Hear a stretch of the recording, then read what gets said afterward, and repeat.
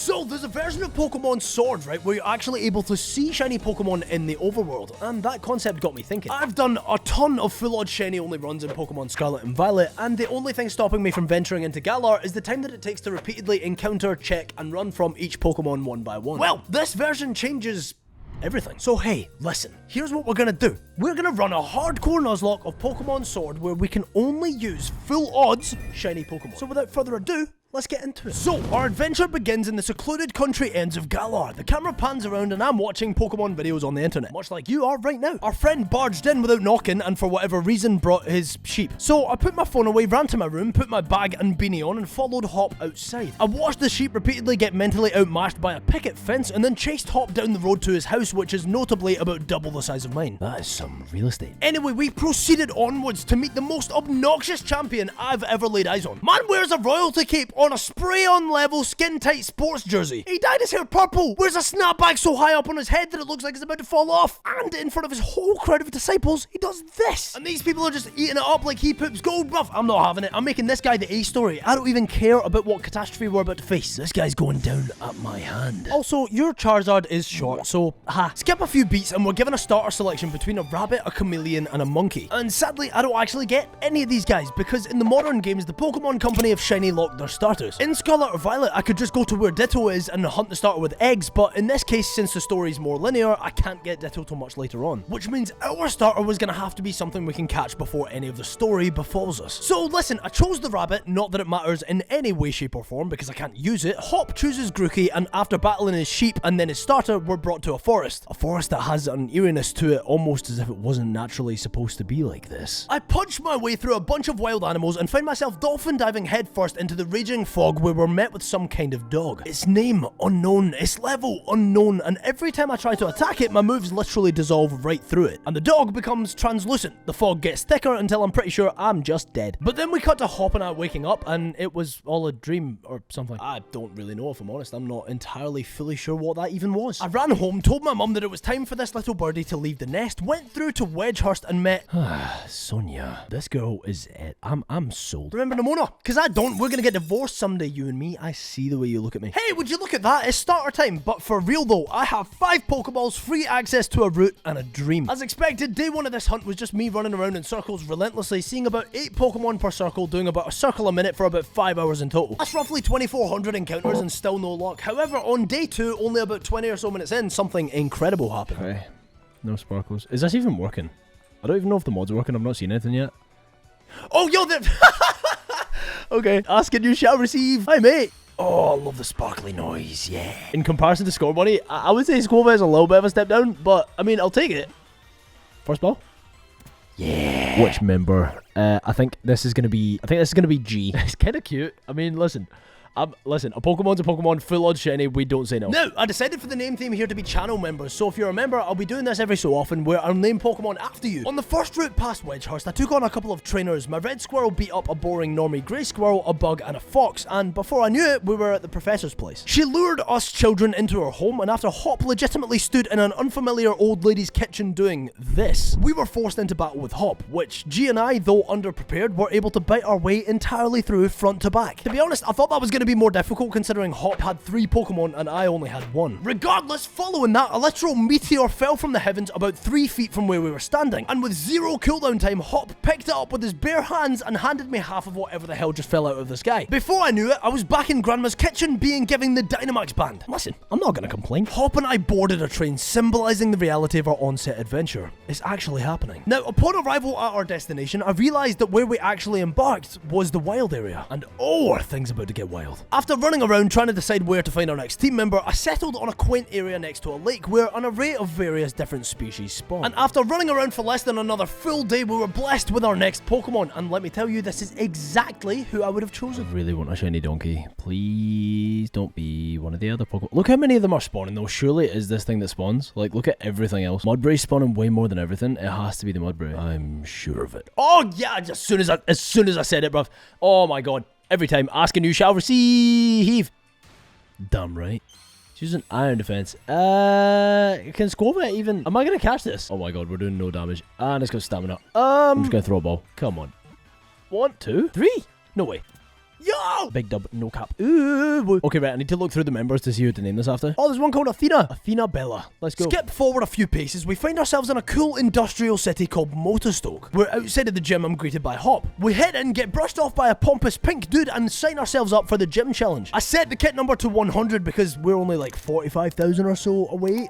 Cough, hint, cough, cough, cough. Anyway, we're told to get some rest, and conveniently right next to the gym, there's a Budu drop in where we can catch a couple of Z's before heading towards our first gym challenge. But call it luck, destiny, the universe, or fate, as soon as we walk in, the apple of my eye is just stood there, waiting for me. She said she was here in this random hotel to admire a statue, but if that's true, I mean... Okay, let's evaluate this for a second. This statue man is invariably naked. Don't get me wrong, he's got the figure for it, but he's wearing a skirt that reveals his entire inner thigh. And he's got one weird long metal plate to cover his willy, which begs the question, like, why even wear armor? You know what? Never mind. The point is, if Sonia really is here for the statue, maybe she isn't as into me as once thought. It's okay. I'm used to it. I had G beat up some hooligans in crop tops before meeting a girl called Marnie, who it turns out these guys all worship in some sort of ritualistic cult. So we got some sleep, woke up, headed to Motorstoke Stadium, watched a ruggedly handsome chairman give a wildly captivating speech, and genuinely got goosebumps watching all of the gym leaders walk out in all of their glory. The best of the best, and I was gonna have to beat every single one of them if I was gonna put Leon in his place. However, before progressing, we met Hop on a bridge and we were forced into battle where G used tackle to massacre a sheep. Hop brought in a monkey, then after getting grilled just far too many times, I pivoted over to Athena the Mudbraid to finish off Hop's Grookey. Now, Athena took a lot of hits, but if you know anything about Mudbraid, you'll know that it gets the ability Stamina, and so with that, she fights through and defeats Hop once and for all. Or, I guess, once and for now. With just how not amazing our team's looking, I decided it was high time for another shiny hunt. In the route just left of the bridge, there was a pretty cool selection of Pokemon, one of which was one of my favourite shinies of all time. And listen, even with this hunt taking the best part of 4 days running endlessly from left to right, I actually managed to find who I was looking for. This route is not efficient. I'm seeing like 3 Pokemon at a time. Compared to the wild area, these routes are like really hard to shiny hunt in. Wait, no, that's not it. For a second, my eyes deceived me there.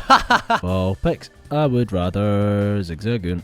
To be honest, like, I wouldn't be mad at any of the Pokemon here. Oh, yeah, fine. That's the one I was looking for. Bro, I'm getting all the Pokemon that I'm looking for every single time. This is crazy. You have such a good shiny. God, look at your tongue. Your color palette is just absolutely beautiful. You're such a fantastic shiny. Genuinely, genuinely, such a good shiny. Show me it. This is it. Ready? 1. Calling it. 2. Easy peasy. 3. This is it. Oh, I knew it, bruv. This Zigzagoon is so cool, man. Galarian Zigzagoon shiny is so genuinely incredible. I saw a name that was pretty good. Skeletor, right? It's like Skeletor. I think Skeletor would be a great name, and that's a member. Skeletor's a great name for you. You are fantastic. That's such a dub, man. So now, with our team growing ever so slightly bigger with the addition of Skeletor, we could progress into the mine and beat up a miner. Miner as in coal miner, not miner as in not of age. That would be wrong since, you know, she's working in a coal mine. As I got deeper, toward the light at the end of the tunnel, that ignorant asshead Bede showed up and demanded a battle. So hey, here we are. He led a placenta and I led G. After 2 bites, his Pokemon falls. Then against Gothita, G gets tickled enough times that I'm urged to swap over to Skeletor, who doesn't get affected by the oncoming Psybeam. And then the next turn he manages to OHKO with a Snarl. Bede brings in a Hatena, and after missing the first Snarl, taking a Disarming Voice, landing the next one, and taking another Disarming Voice, I knew it was time to swap over to Athena, who took the Hatena out with ease. Listen, I know it's been a long-winded start, but finally we're stood face to face with a guy who, honestly, is the spitting image of a Ditto. No nose or anything. I got distracted and chased a puppy, and as it turned out, the pup was leading me towards my new future ex-wife. She shows me a crop circle that looks like it was drawn by a child, then hands me the lead card of the first gym leader, Milo. She encourages me to fight him, so in her honor, I head to the gym stadium. However, before taking on the gym, our sweet little Skeletor is well within its right to evolve. Still within the level cap. So we do it! Everyone, meet my new old friend Skeletor, the Linoon. Now, with that team change, it was time to head into Turffield Stadium, where my next gym challenge awaits. I got dressed into my kit, headed into the stadium, shepherded some sheep, which is interesting considering you need to be a shepherd in Gen 9's grass gym challenge as well. Regardless, I complete that with ease, flooring every trainer in my path before being allowed to enter my real gym challenge. In heading through the tunnel, I hear the roar of the adoring fans, all here to support their gym leader, who wears a sombrero and doesn't have a nose, but I mean, I like him. He's cute. Anyway, Milo, you and me, let's do this. My guy leads his Gossifleur, and I lead G, who comes out swinging with a body slam that does over 50% of this thing's health bar. They retaliate with a weak round, and another body slam gives them the business. Milo, with active wind running through his hair, says something cool and brings out his ace, an Eldegoss. Now, Milo Dynamaxes, and Eldegoss is now Elder Final Boss. Ha ha ha ha ha ha ha ha, comedy. I Dynamaxed my Squirrel, and after taking a max overgrow, retaliate with a max strike that did some okay-ish damage. The move lowered its speed, however, I think at this point, I came to the conclusion that the stall was the play here. I opted for max guard to waste a Dynamax turn, then a max strike outsped this time and lowered Eldegoss' speed again, but G just couldn't take another max overgrowth. She fell,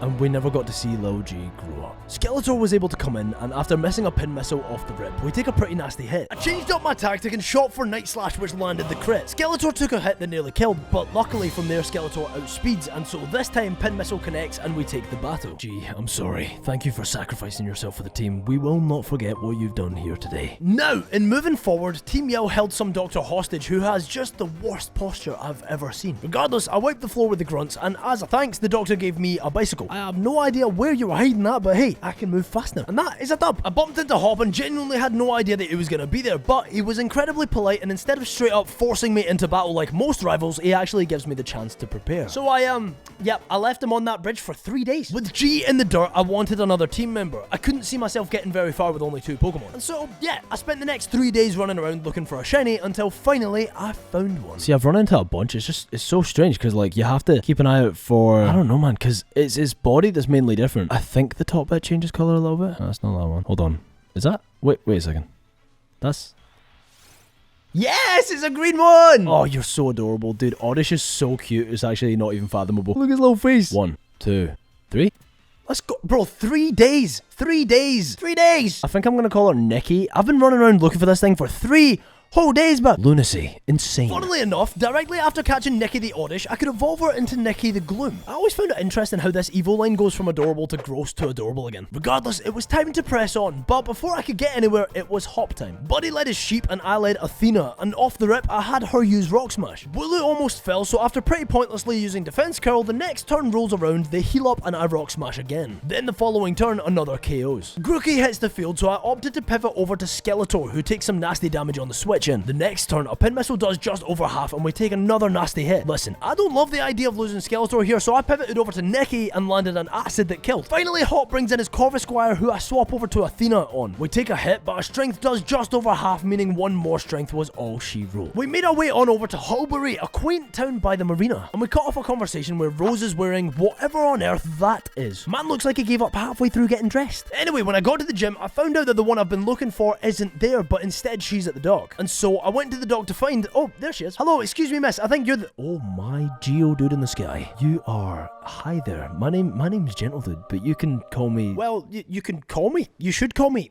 Wow. Okay. Before heading through to defeat and very possibly propose to Nessa, I spent some time running around the wild area to get my hands on some berries that you can get from shaking specific trees. Once I was satisfied in my haul, I took a deep breath and went for it. Nessa, you're mine. I mean, I'm yours. I mean, let's kiss. I mean, no, that was it. Let's kiss. I enter a total wipeout room where the water pressure looks like it will rip the skin from your skeleton, and upon beating a bunch of gym trainers in swimsuits and solving the gym puzzle in a composed and time-efficient manner like the smart, perceptive, tall, handsome, humble genius that I am, it was time to progress to Ness. I'm obsessed. It's a mess. Who could guess? She's the best, more or less. It's cool because in the end, I'll pretend that we're just friends. She'll lead a fish and we can send our Linoon in to apprehend the stupid fish. We land a hit. It doesn't crit. We take a hit and land the kill. What a thrill. I'm so skilled. Gosh, I know. Anyway, listen. My future baby mama brings in an Arakura, so I use Skeletor to lower its attack with baby doll eyes and then Sand Attack to lower accuracy. Now, the issue is Arakura has Whirlpool, which catches me slightly unawares because it means that Skeletor can't swap out while it's trapped in a vortex. And that would be a big oopsie had I not been the smartest trainer alive and given Skeletor rest. So I continue to lower the fish's attack and accuracy, all the while slowly losing HP until eventually Skeletor uses rest, wakes up to the Chesto, lands a couple more accuracy and attack lowering moves, and once finally freed from the Whirlpool, swaps on out to Nikki. Who would have guessed how incredible she'd be in this run? We take a Whirlpool on the switch and land a Spore, then after using Growth a few times, then using up the Citrus Berry we had her hold, one single Giga Drain absolutely obliterated the Arakura, and Nessa brings out her ace, Dreadnought. They Dynamax and land a hit, but it was all for naught. The big turtle explodes and it's G frickin' G. Onwards, my shinies, to a restaurant. Chairman Rose, again wearing just the most ludicrous outfit I've ever seen, sits across from me and my mistress, and with his groupie by his side, asks us things about Dynamaxing before promptly leaving. That was entirely pointless. We enter the Galar mine, and not too deep in, we're confronted with with Bede. He asks to fight, so one by one, I floor his silly excuse for a team before progressing through, beating up a bunch of minors. Again, that's minors with an E, not minors with an age deficiency. And taking on some Team Yell mobsters with Hop and his Wooloo. After that was taken care of, we managed to make our way deeper where some dude called Kabu had apprehended some more goons with his sentient minecart. We made it out finally, and upon leaving, I sort of reminisced on the Pokemon I saw in the cave, and to be honest, there were a few outliers for me. I decided to go back, created a little route for myself, and in a longer than long time of going back and forth and back and forth and back and forth, I found a guy who looked just a little different to how he usually does. It's pretty subtle, yeah, but I knew what I was looking for. I'm back. Wait, hold on. Are you Shiny? This is it, isn't it? Are you it? Wait, it didn't sparkle. Oh, it did sparkle! It just took a yes! I just came back from eating. I just came back from food. Scraggy! Oh, that's so good. 1, 2, 3.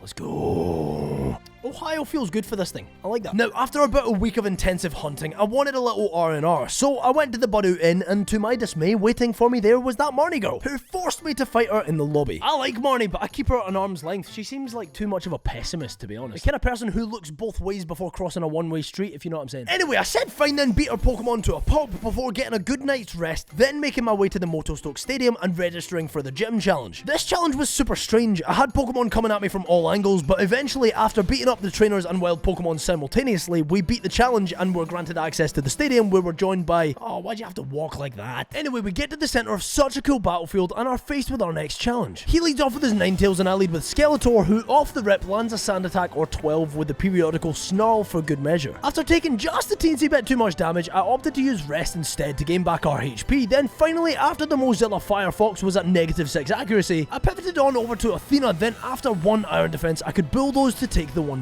Kabu sends in an Arcanine who doesn't manage to do much to Athena since she was able to negate the burn with her held Frostberry. And after a few bulldozes, the Arcanine dropped. Scented Scorch hit the field, Dynamaxed into a shiny Gyarados, and after we followed suit, it was a deathly array of attacks. Hit after hit until both of our Dynamax turns were depleted. But at that point, Athena could take the battle with bulldozers. Kabu was ended! He galloped to center stage, shook my hand, gave me a badge, and before I knew it, I was back in the lobby being congratulated by Hop and some guy who looks like the rejected Wario brother. Anyway, on leaving the gym, Kabu trots over and is joined by the gym leader without a nose and my queen. They came all this way to congratulate us before we embarked towards Hammerlock. However, first I want to find a new Pokemon to join the squadron. I want a typing that we don't have yet, and one that caught my eye was Ghastly. However, the issue is I'd need to trade for Gengar. But see, in this one spot, there was just about the same number of Duskull as there was Ghastly. Sure, they were both trade Evos, but if I got the Duskull, I could evolve it into Dusklops and then have it hold the Eviolite to turn it into the ghost equivalent of a brick wall. Well, sure enough, after hunting around for give or take 3 days, our shiny revealed itself. I wouldn't be mad at Drifloon. I wouldn't be mad at Ghastly, but listen, we don't want a Ghastly because I can't evolve Haunter. Drifloon or Duskull. Oh! It's red! It's pink! It's burgundy! It's maroon! What color is this? Let's go! Bro, that's so good. God, you're such a cool shiny. You're actually objectively cute, Duskull. You don't even know. I know you're screepy and eepy and stuff, but you're adorable. I know you have good intentions. They don't know, but I know. 3, nope. Oh my god. Can you just get in the bow, please? Oh my god, please.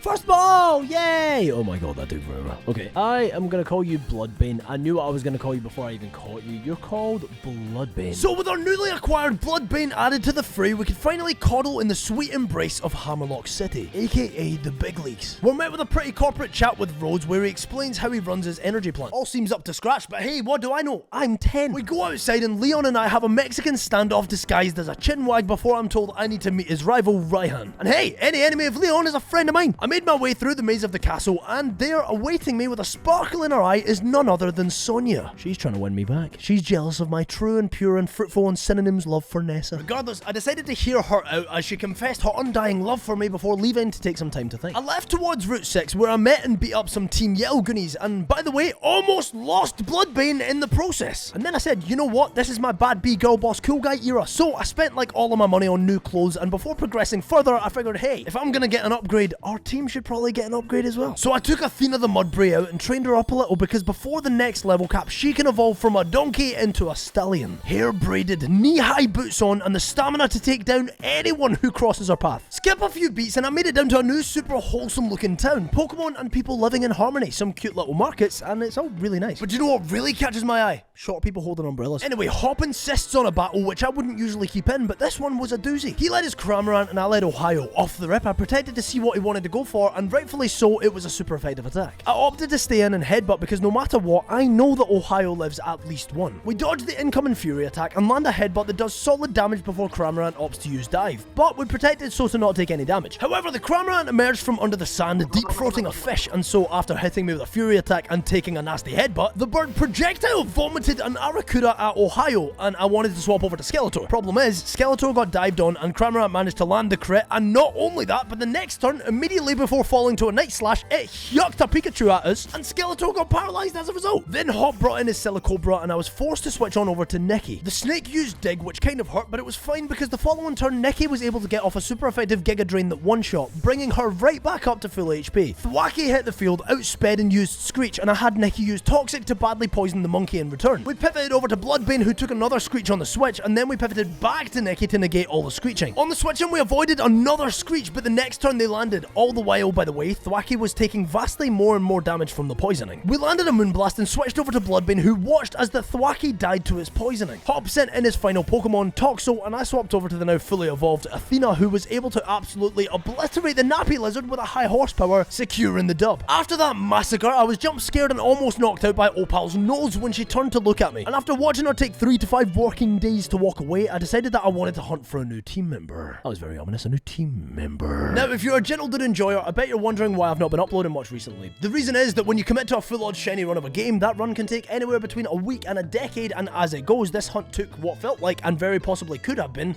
a decade. After genuinely about 4 days of going to work, coming home and running the route until it was sleepy time, I found a hint of a sparkle.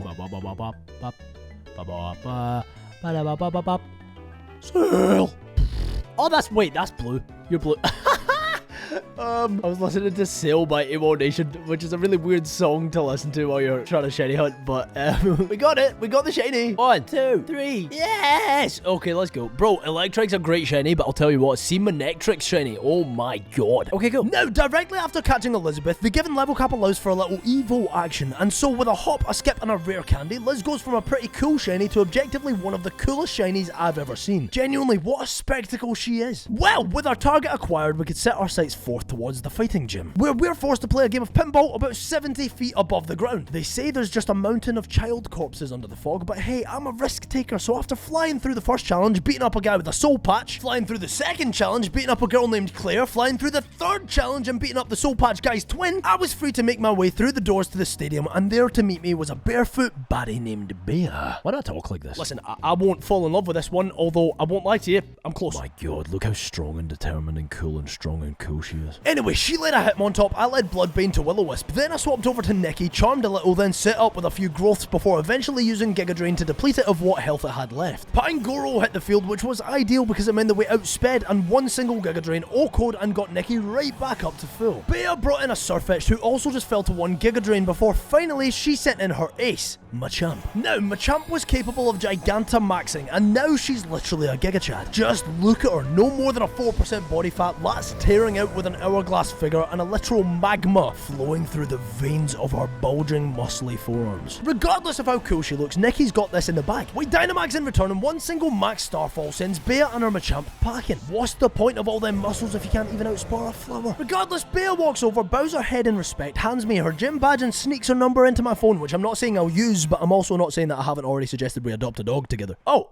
Sonia, I didn't see you there. Anyway, we caught up and made our way up the steps to where it seemed like Bede was about to do something cabbage-like. And after wiping the floor with him and his Pokemon, he... Oh, yo, what? Bloodbane's evolving! We're gonna get a Dusclops. Let's go! Anyway, so Bede used an elephant to punch through a wall, and that displeased the big chairman. Chairman Rose. Man loves chairs. Sonia and I looked up at the wall, and before we could analyze the damage, the entire thing collapsed in front of our very eyes, revealing a secret statue of 2 dogs of war. But like literally two actual war dogs. Like dogs, like woof. Sonia did some maths and concluded that these things have something to do with the lore behind the legends of Galar. She tells us to head to towards a place called Balanlea, and so I figured, hey, she seems to know this place better than I do, so I'll take her word and just go do that. Now this is a cool place. It feels like something out of Avatar. Anyway, we weren't here to waste any time, so in leveling our Pokemon to the appropriate level, Skeletor was able to evolve into Obstagoon. Again, just wow. Look at the colours of this genuinely awesome Pokemon. Anyway, it was time for our gym trial. I walked through the doors unknowing of what to expect, and as soon as I reached the bottom, I was greeted with Opal and her schnoz. Then we made our way on stage in front of just her to battle some of her lackeys. But, I mean, Athena knows Heavy Slam, so we absolutely wiped the floor with every single one of them, no questions asked. And I guess that was it. Waiting for me on the battle court was Opal, looking like she could cough, sputter, and die at any moment, to be honest. Just hopefully not before she gives me my badge. She leads her Galarian wheezing, and I lead Athena. We take a Fairy Wind and land a Heavy Slam that very almost OHKOs before she starts to ask me questions. Like mid-battle, she fully just came out with, "Do you know my nickname?" like she forgot where she was. Her dementia was catching up on her fast, and I could sense the Grim Reaper wisping ever closer to claim his prize. So with no haste, I answered, got it right somehow, and that boosted Athena's speed sharply, meaning the next turn we take no hit and land another Heavy Slam that takes the kill with no questions. I'll take it. Also, I gave Athena the leftovers to further assist the fact that she has the ability Stamina, so she's about to be the MVP of all MVPs. Mawile hits the field, and I opted this round for Bulldoze for the super effective and stab boosts. Mawile uses Iron Defense and another Bulldoze KOs. So far, so good. Togekiss comes in next, and Opal fully blurts out with,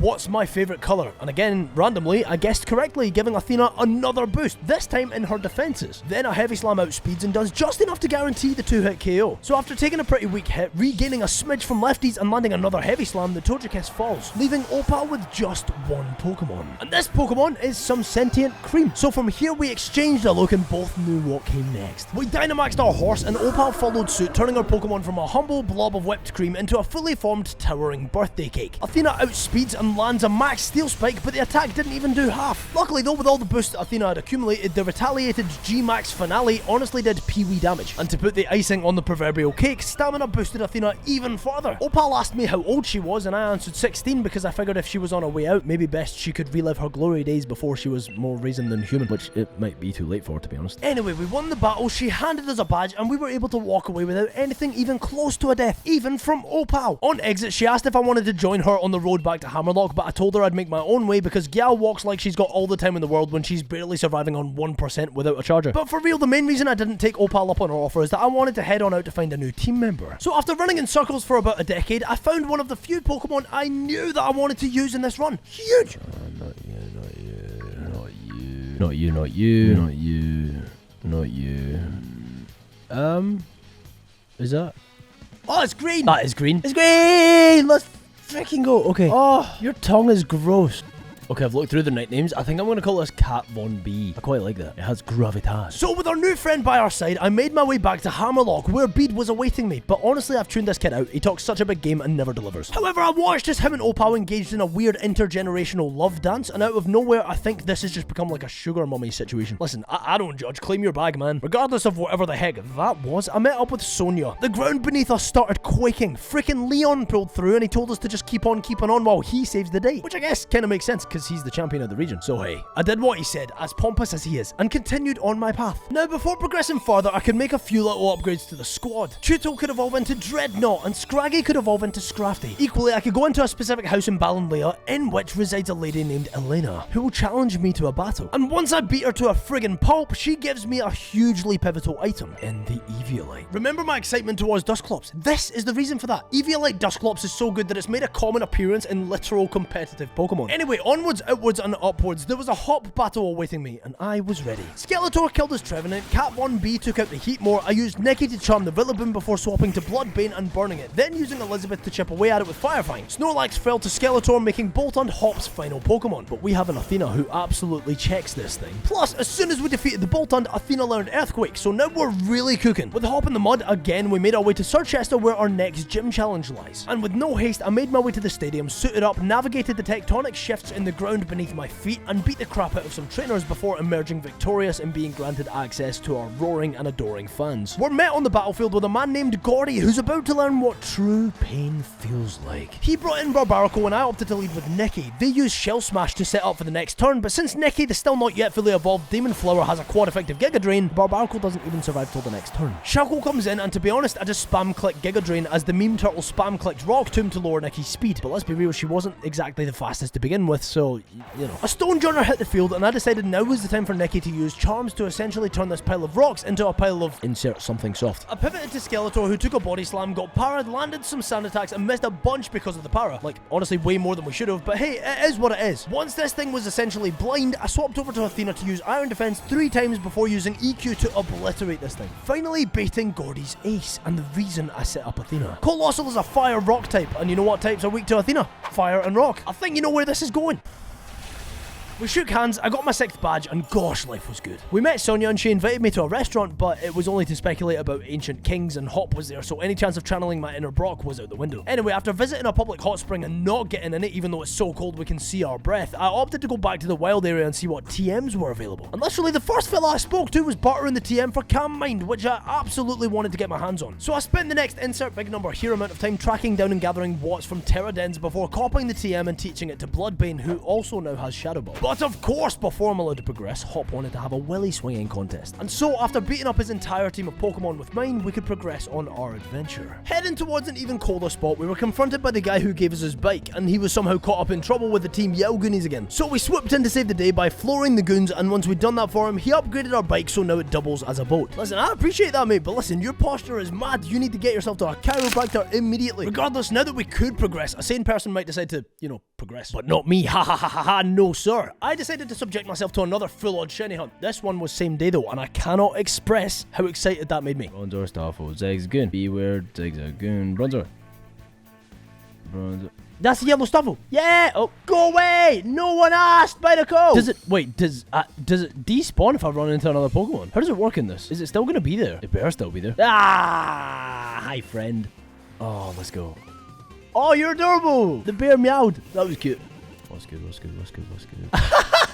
I found a good one. I like this. Hold on. It's called McNugget. We're calling him McNugget. I thought it was Milk Nugget, which would have been adorable, but McNugget's still good. On the up and up, we find ourselves at the rusted, poop-stained, and most importantly, closed gates of Spikemuth. And since your boy has stealth, I snuck around the closed gate to a secret passage where Marnie's hanging around. She said she'll show me the way if I beat her in battle first, but instead of fighting her, I said no, be gone, foul witch, and fled towards the Lake of Outrage because I have an important dilemma to face. Nikki's done so much for us, but she's still just a gloom. However, we can now finally change that, but the question is, who do we evolve into? Vileplume or Bolosso? Well, I'm a sucker for one of them. There lies a specific item that we need and that we couldn't get until we unlocked the Tread on Water like Jesus himself feature on our bike. And now that we have it, we can get the item. It's so long overdue. And so after literally treading water, I found myself a Leaf Stone, which I immediately yucked directly at Nikki, forcing her to evolve into just a beautiful Vileplume. Past that, I was able to evolve McNugget the Stuffle into McNugget the Beware. And past that, Beware can learn Swords Dance, and I've got Swords Dance, so yeah. I taught a Swords Dance. Oh, and I also taught Brick Break to Skeletor. Okay, so with all that in mind, it was time to finally go back to Spikemuth to fight Marnie. So she leads a Liepard, I lead McNugget, and they tried to set up a nasty plot, but we didn't allow for that, and one Brick Break floors the cat. Scrafty hit the field, but a single Hammer Arm KOs that as well. So, 2 for 2. Toxicroak was next in, but McNugget attacked a couple of times, so the frog fell over. Marnie brought in her Morpeko, and yeah, no, that died as well. Easy peasy lemon Marnie. Then we entered into this like Fatale-esque rundown, purged out city, and in pursuit of our 7th gym badge, beat up a whole handful of goons. Before watching Piers giving a concert, but since I had music in the game muted, it looked just hilarious. Because you can still hear the crowd, his feet hitting the floor, and the microphone feedback, but for about 30 seconds in a cutscene, I was caught watching this.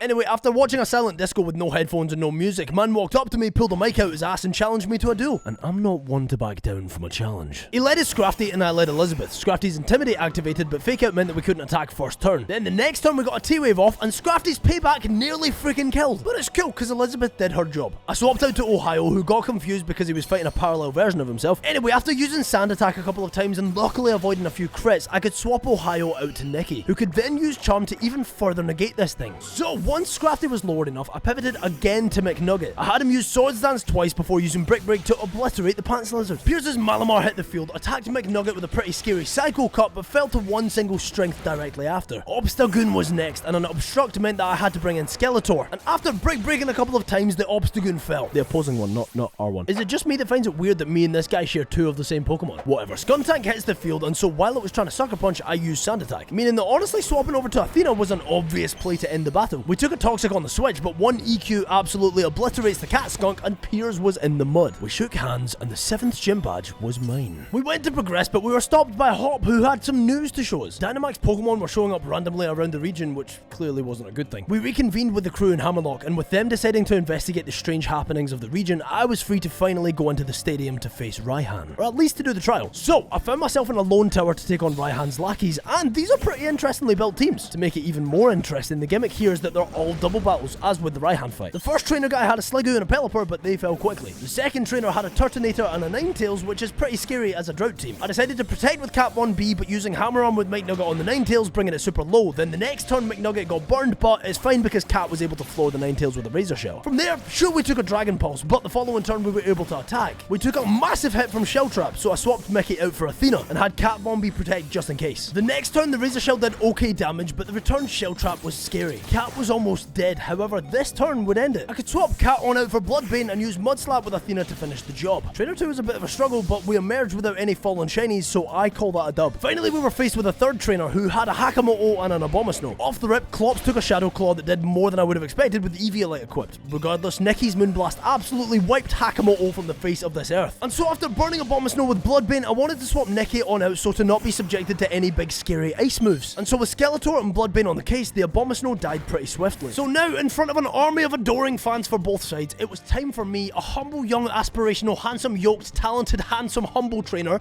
to fight for his final badge. Raihan came out swinging with his Flygon Gigalith combo, and I led with Athena and Skeletor. His Gigalith had Sandstream, and so I was gonna have to keep the Sandstorm in mind. Right, so I opted to use Baby Doll Eyes with Skeletor and Mud Slap with Athena, both targeted at the Gigalith. They set up Stealth Rocks, so that was another thing for me to keep in mind. This battle was not gonna be easy. He might only have 4 Pokemon, but they pack a punch. The next turn, I obstructed with Skeletor, we took a Breaking Swipe, and Athena got another Mud Slap off on Gigalith. They targeted Obstagoon, so we got lucky in the choice of Obstruct. This whole time, by the way, anytime Athena was taking damage, her defense stat would raise with her ability, and she was gaining leftovers recovery. However, a few turns of the same thing later, and Gigalith landed a crazy body press, which was literally an inch away from killing Skeletor. And on top of that, the Sandstorm would have been all she wrote for our pink and blue Rockstar, if it wasn't for the Citrus Berry that I equipped before the battle. That, my friends, was absolutely clutch. With Gigalith somewhat negated, I decided to obstruct one final time with Skeletor to bait any attacks. Then I used Mud Slap, again lowering Gigalith's accuracy to -5. I opted to swap Skeletor on out for McNugget and used one final Mud Slap on Gigalith to negate it just as much as I possibly could. I started to use Charm on the Flygon with McNugget and literally stall out moves with Athena. Her defense at this point was +6, and so she was actually gaining back more HP than she was losing every single turn. So once I'd negated Flygon enough and McNugget had taken enough hits from the Gigalith through all its accuracy drops, might I add, I swapped on over to our secret weapon,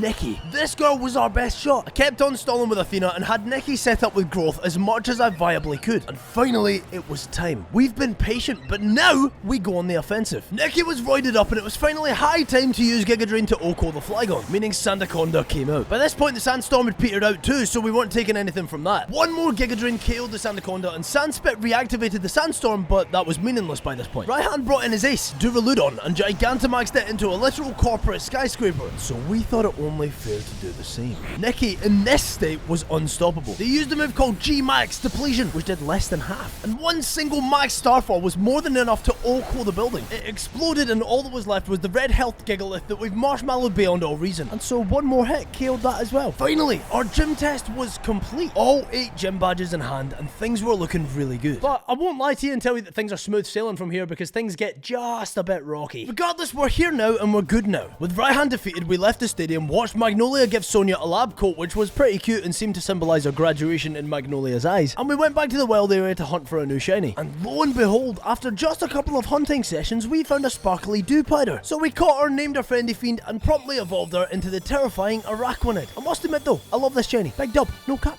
Ooh. So moving on, Hop, Raihan and I met in the Hammerlock train station where I realised something super important. Raihan has some genuinely gorgeous calves. My god, I'm so jealous. Those are glorious. Regardless, Hop and I got on the train headed for Winden, and it was sort of symbolic of how far we'd come since our first train ride together. This time, however, we're driven, burdened with glorious purpose. We cycled our way through 2-foot deep snow, which feels like a pretty dumb play, before finding ourselves at the marble arches of Winden City. Gosh, this place was cool. Modern architecture, cool art, the Pokemon equivalent equivalent of Big Ben, the Pokemon equivalent of the London Eye, the Pokemon equivalent of the Shard, lots of delicious capitalism.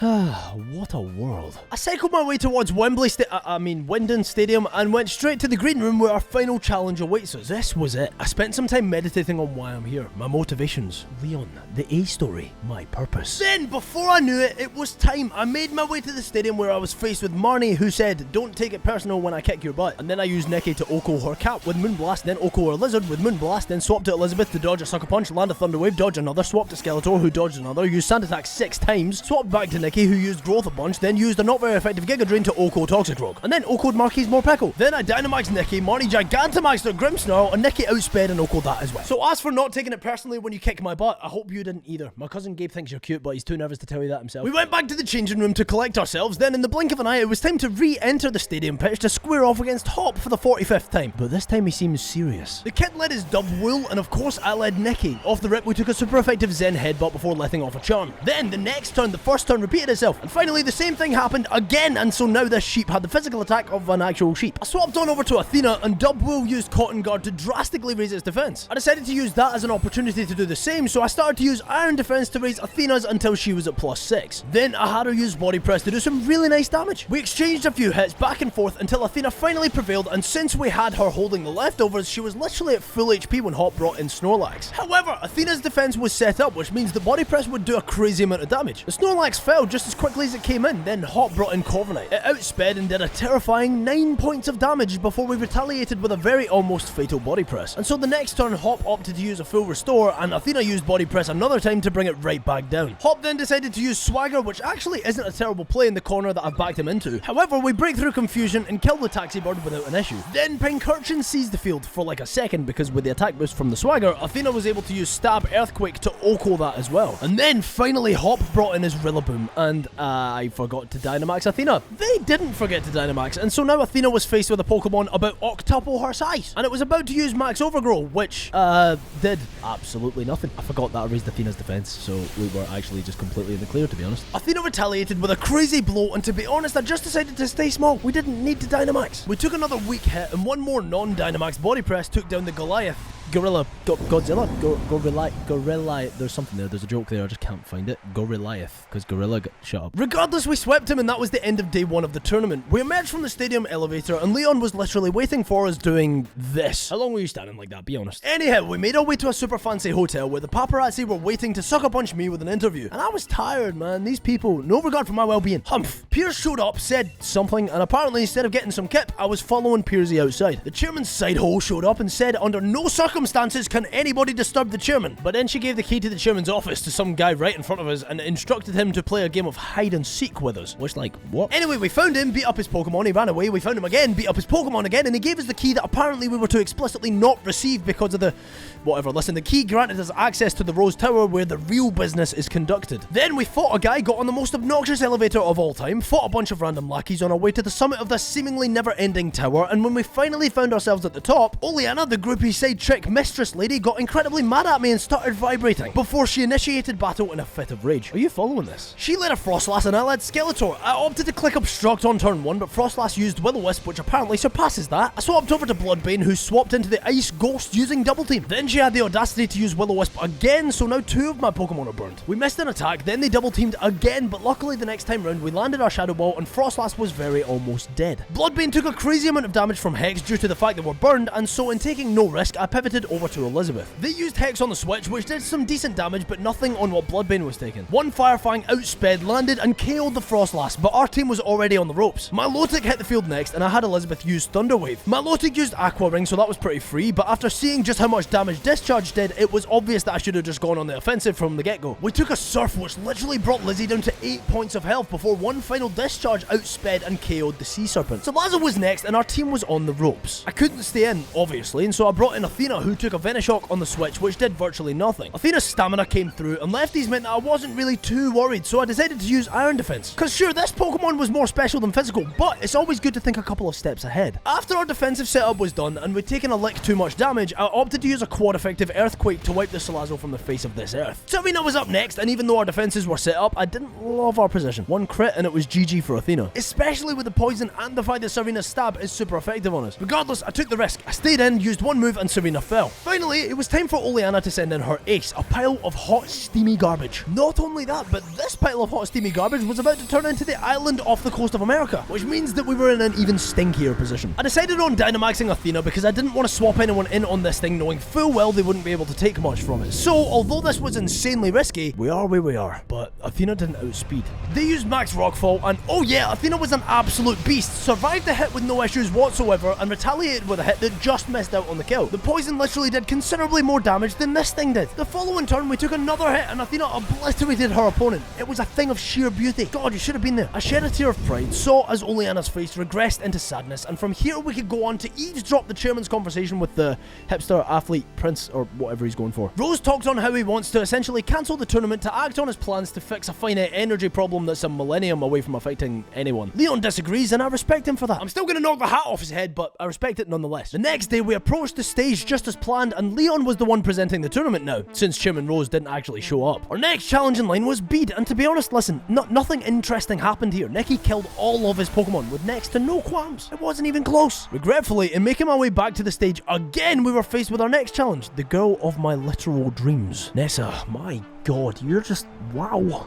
I don't want to do this, but okay. I had Elizabeth lead to KO her Gliscopod, then McNugget to charm the Barraskewda, then over to Ohio to lower its accuracy with Sand Attack, then over to Nicky to growth up a bit before using Giga Drain to KO that, then to KO the Pelipper who came in next, and then the Seaking who came in next. Finally, when Nessa brought in her fabled Dreadnought, we were really in a comfortable spot. They Gigantamaxed, so Dreadnought now looks like the Juggernaut, and I followed suit. They used Max Darkness, which didn't do a whole lot, and our quad-effective growth-boosted Max Overgrow O-code Nessa's ace. Forgive me, my love. Who's next? Bea. Oh my God, this game's tested me. Good Lord. Okay, here's the plan. I'm gonna hold my breath, close my eyes, and swing my fists. Holucha came in, hit Nicky with an okay-ish hit, and then died to one single Moonblast. Graplocked hit the field, I swapped to Bloodbane, and this is where things got kinda sad. Cause you see, Graplocked literally only has Oxtalock, Submission, Mega Punch, and Bind, which are all completely useless if you have one thing, a ghost type. So Bloodbane was free to set up entirely. 6 Calm-Minds later, one single Psychic, which, yeah, Dusclops gets, decimated the Graplocked, and we were in a stupidly good position. Surfetch came in, outsped, hit a weak Brutal Swing because remember Clop's Eviolite is busted, and Bloodbane O-code that thing with no issues. Phalanx hit the field but died instantly, and finally it was time for Bea's ace, Machamp. They Gigantamaxed, we Dynamaxed, honestly not that we needed to, took a Max Flare that did like nothing and killed the G-Max champ so fast you'd miss it if he sneezed. Ultimately and predictably we were in the final, and joining us there was Raihan, the final battle standing between me and Leon. Okay, here goes. He led a Torkoal that set up Drought, an Earthquake O-code, Raihan brought in a Goodra, they used Rain Dance, an Earthquake just missed out on the kill, I swapped over to Bloodbane, Raihan healed, we took a Surf, Shadow Ball did like nothing, we exchanged back and forth until the rain stopped, then they set up the rain just to die to another Shadow Ball. Flygon was next, we switched to our Bear but they set up Sandstorm, which like, make up your mind man, it's been Sun and Rain and Sandstorm in this one battle and it's only lasted like 4 turns. We took an EQ, charmed the Flygon till it was reduced to but a humble Marshmallow, brought Ohio in, lowered Flygon's accuracy a bunch, then swapped over to Nicky, who was able to set up growths enough so that a single Giga Drain could kill, getting Nicky back up to full. Turtonator hit the field next, but Moonblast O-code that. Then finally Duraludon hit the field. Raihan Gigantamaxed it, and I just didn't, to be honest. They used G-Max Depletion, which hit Nicky hard. But then Nicky literally used one Moonblast to O-code an actual Skyscraper, meaning we've beaten everyone in this tournament challenge thing. The only person left to face was Leon. It all comes down to this. I was so excited to fight him. I ran onto the field, ready to finally put him in his place. This guy was about to feel my wrath. You don't even freaking know. Except the stupid chairman decided to intervene on the big screen to tell us that he's patching the entire tournament and bringing on the darkest day to wipe everyone out or something. So after the ground started erupting in super mega ultra death beams, we got out, ran home where Sonia told us to go to the mad forest with the psychedelic half real half hologram dogs. God, this is exhausting. So we went back, the dogs came back, led us to an oasis where there were some relics which we put in our bags, which is quite impressive considering they're like dense blocks of stone and we're only children. Then we left back to Hammerlock where, I don't know, Oleana begged for my help because our Pokemon got big for no reason. And apparently that's happening quite a lot, and I guess there was a secret room attached to the castle where Mr. Rose was doing the shadiest of stuff. I never liked that guy. I'm no cactus expert, but I know a prick when I see one. Rose says he won't let us interfere, then engaged in, honestly, a really cool fight. But I mean, Athena set up her defense and wiped her way through his entire team,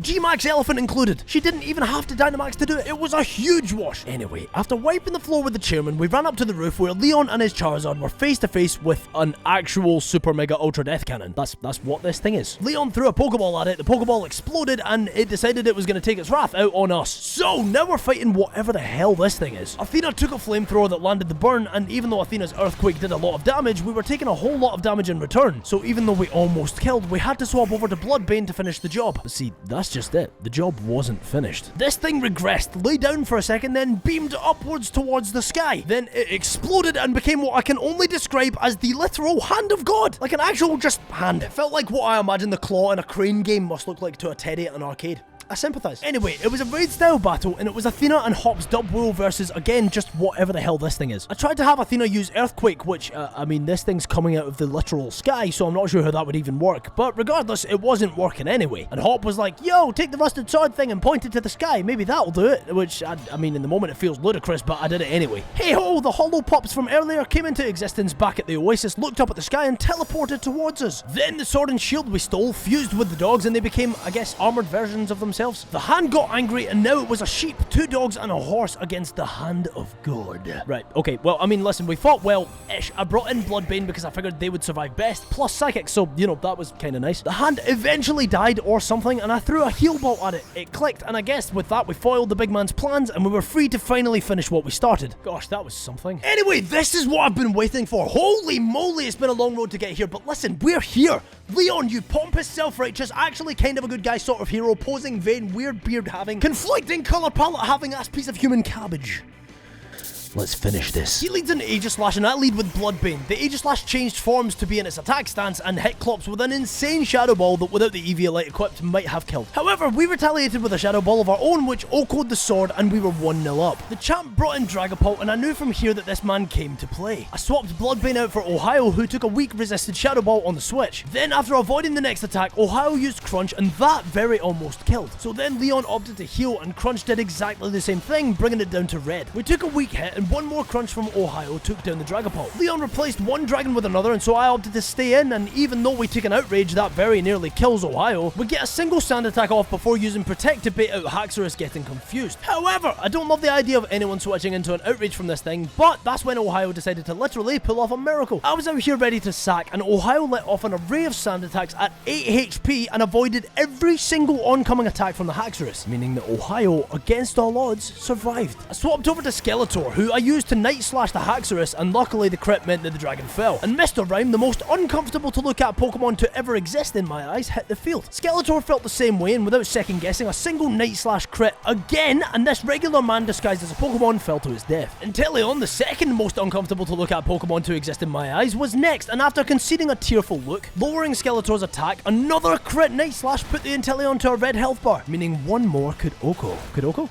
It couldn't OHKO, because it's a Tuco. What? Also, that was another crit. I know we're holding the scope lens and Obstagoon loves me and it's a high crit chance move, but damn man, give him a chance, you know what I'm saying? Zard is Leon's final Pokemon, and in a final effort to hold onto his cap, he Gigantamaxed Charizard, and now Skeletor was facing one of Charizard's billion forms. I made a bold play here though. I decided to stay in with Obstagoon and click Obstruct to take less damage from the oncoming G-Max Wildfire. And as I sort of predicted, Skeletor didn't fall to the initial hit. However, G-Max Wildfire has a horrible secondary effect of acting as a fire spin does and creating a vortex of flames around our side of the field, meaning that we fall to the residual. From here, I saw an obvious out. I brought in Ohio, but at 8 HP. Why would I do that? My idea was that I wanted to stall out the Gigantamax turns on this thing, so regretfully, I let Ohio fall as well. Then I brought in Bloodbane, who survived a hit, but since the vortex was still active, Bane took too much residual and also fell. However, the Zard's G-Max turns were over and I could bring in Elizabeth, and to retaliate, I had her Dynamax. She let out a mighty roar, took a really freaking painful fire blast, then with one single max lightning, the battle was concluded.